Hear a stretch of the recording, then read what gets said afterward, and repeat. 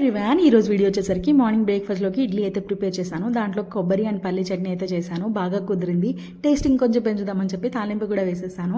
నేనైతే ఇడ్లీలో చట్నీ తినే టైప్ కాదండి బాబు, చట్నీలో ఇడ్లీ తినే టైపు. ఆఫ్టర్నూన్ లంచ్లోకి వచ్చేసరికి గుత్తి వంకాయ మసాలా కర్రీ చేద్దామని చెప్పి మసాలా మార్నింగే ప్రిపేర్ చేసి పెట్టుకున్నాను. తీరా చూస్తే వంకాయలన్నీ పుచ్చిపోయి ఉన్నాయి.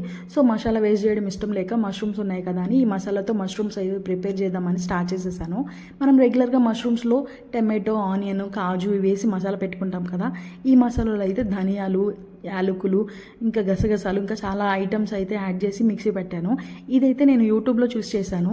గుత్తి వంకాయ కూరగా అయితే ఇంకా బాగా కుదిరేదేమో. నెక్స్ట్ టైం ఈ మసాలాతో గుత్తి వంకాయ కర్రీ చేసి చూస్తాను. ఇది కూడా బాగా కుదిరింది. టేస్ట్ బాగాలేదని చెప్పలేదు, బట్ ఇంకొంచెం బాగుండేదేమో గుత్తి వంకాయ అయితే. ఫైనల్గా కొత్తిమీర అండ్ ఫ్రెష్ క్రీమ్ అయితే యాడ్ చేసేసి ఫినిష్ చేశాను. దీంట్లోకి రైస్ బాగోదని చెప్పి చపాతీ అయితే చేసుకున్నాను.